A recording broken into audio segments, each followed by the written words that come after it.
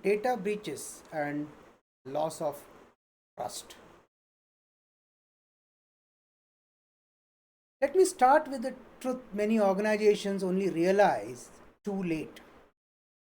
Data breaches do not destroy companies because data is stolen.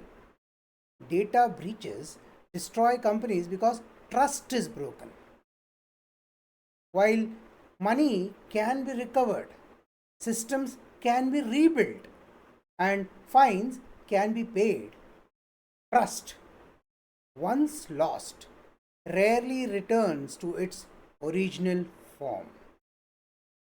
And that is why data breaches remain one of the most feared cybersecurity events across the world. Data breaches feels personal. So when systems go down, customers are inconvenienced. But when data is exposed, customers feel betrayed. For a customer, data represents their identity. For a customer, data represents their privacy. It represents their dignity. And once people believe an organization cannot protect their data, every interaction becomes suspicious. Now, this is why data breaches have consequences that far outlast technical recovery. While the breach might have ended, the investigation might have closed, and the system would have come back online. But for the customer, their doubt would continue to remain for a very long period or potentially forever. Leadership often underestimate data breach impact because trust is intangible. Trust is intangible since it does not appear on balance sheets. It does not show up as a single line item, and it cannot be patched or restored. Executives would normally ask how many records were exposed, or what is the fine, or when can we move on. But the customer, they ask something different. They ask, why did this happen? They ask, could this happen again? And they ask themselves, do I still feel safe with this organization? So, while the organization focuses on closure, stakeholders, they focus on confidence. And that gap precisely is where trust has eroded. From a CIO's perspective, data breach exposes some uncomfortable truths. For a CIO, data breach reveal data sprawl, poor classification, unclear ownership, over permissioned access, or just shadow systems.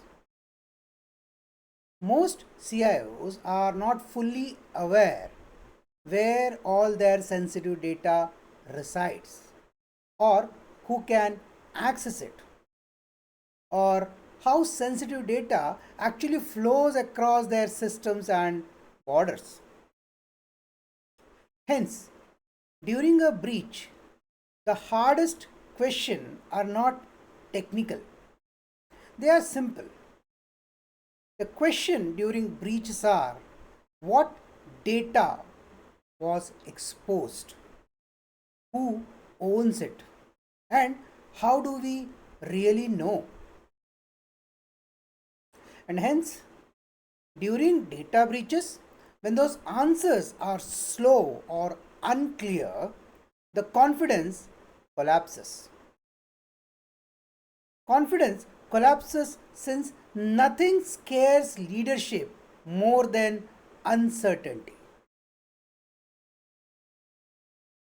From a chief risk officer's perspective, data breaches represents a cascading failure. Cascading failures such as legal risk, regulatory risk, reputational risk, litigation risk, and market risk. It is to be understood here, unlike other incidents, data breaches rarely stays contained. They would trigger regulatory investigations, class action lawsuits, customer attritions, and shareholders' activism sometimes. And the CRO faces a brutal reality at that point of time. Once data is exposed, the organization loses control of the narrative. It is now that others start to define the story. Others, such as the media, the regulators, the plaintiffs, and public opinions. It is at this point of time that risk management becomes reactive, assurance becomes defensive, and credibility becomes fragile. From a CEO and board's perspective, data breaches are not about records or systems. They are about whether the organization deserves trust. Data breaches makes the board realize this is no longer a security discussion. This is a values discussion. At this point of time, boards starts asking the questions such as, did we respect customers' data? Did we invest appropriately? Or did we take shortcuts? Or did we listen to the warning signs? Data breaches forces leadership to answer the moral question, not the technical one. And it is the moral failures that are judged far more harshly than technical failures. Organizations often believe transparency alone will restore the trust back. Hence, they issue statements, they would offer apologies, and many times they would also provide credit monitoring or so on. But trust does not return through communication alone. Trust returns through changed behaviors. Customers now start watching. Have controls actually improved in the organization?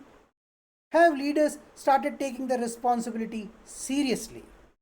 Have their incentives changed? Has governance evolved and improved? These are the aspects the customer starts watching closely, carefully. Here, one of the critical aspects is to understand that when breaches are followed by defensiveness or denial, trust collapses permanently.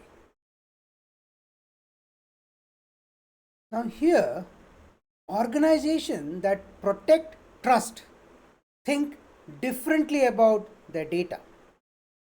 Such organizations treat data as a liability, not an asset alone. They hence assign clear data ownership. They limit access aggressively, and they design for minimization, not accumulation. Such organizations understand one critical truth: you cannot lose what you do not collect, and you cannot breach what you do not retain. Hence, an important perspective is trust is preserved through restraint, not just controls. Let me close with this. Data breaches are not remembered for how they happened. They are remembered for how leadership responded to the situation. While customers might forgive mistakes, but they rarely forgive indifference. The real question leadership must ask is not, was the breach sophisticated? The real question is, did we deserve the trust we were given by our customers? That is, because in the digital world, trust is the most fragile estate that an organization has. And once it breaks, everything else becomes harder. With this, we have come to the end of this video on data breaches and loss of trust. I hope this has helped you in some way. If you think this has added value to your table, do like, do subscribe, and yes, do share it with your colleagues who are in this space. The idea behind creating these videos is to upscale ourselves as a team, as a community. This is your host, Savit Vittal Salian. I thank you again. Take care. Have a great day.